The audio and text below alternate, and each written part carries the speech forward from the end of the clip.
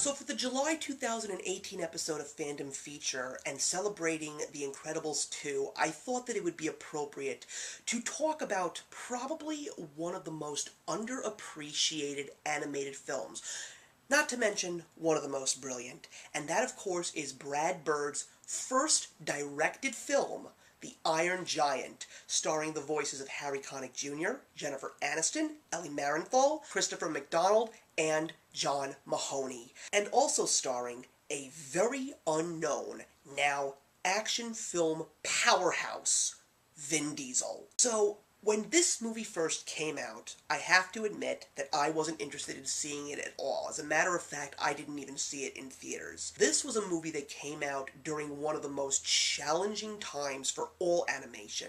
This was around the time that the Disney Renaissance was just about to come to an end, but Tarzan had just come out in theaters that summer. Why the hell would you want to see a movie that's not Disney, that doesn't even look interesting? As a matter of fact, most people thought that it looked stupid, especially with the name The Iron Giant. Who was going to see that? Well, people who did see it raved about it. They said that this was one of the best movies that they have ever seen in the world of animation, and the fact that it didn't even feel like an animated movie. As a matter of fact, there's a lot of stuff for adults to enjoy. So when the movie finally came out on VHS and DVD, yes, there were still VHS cassettes around, I finally picked up that movie, and oh my God, this is one of the most beautiful pieces of animation that I have ever seen in my entire life. As a matter of fact, a couple of years back, I did a 10 for 12 featuring underrated animated films, and I believe that this was number one.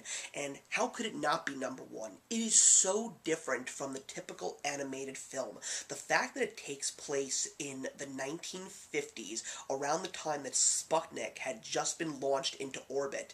This was a time of fear, a time where the Cold War was at its peak, when Americans were seriously thinking that the Russians were watching them, and when a gigantic metal robot comes down to Earth and crashes in this little town of Maine, everybody is nervous about why it was sent here and what it is. But this little boy, Hogarth Hughes, who is not the most popular, believes that there is good in this thing, and he turns this robot, this gigantic thing that could possibly destroy the entire world, he turns it into a modest, fun friend that wants to protect the human race and learns that there is good in a time of fear and a time of possible war.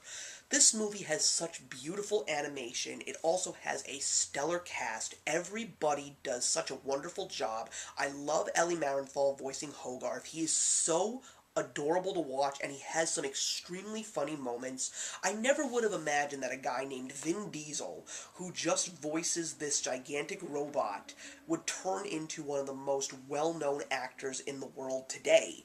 And everybody else in the cast also wonderful. I love how they play off each other. I love their contributions to the story. Without a doubt, the best part of this movie is Christopher McDonald voicing the government agent Kent Mansley. Even though he is the bad guy, he's not necessarily a bad guy. He is a guy that's just flooded with paranoia and worrying that the Russians were going to destroy the country.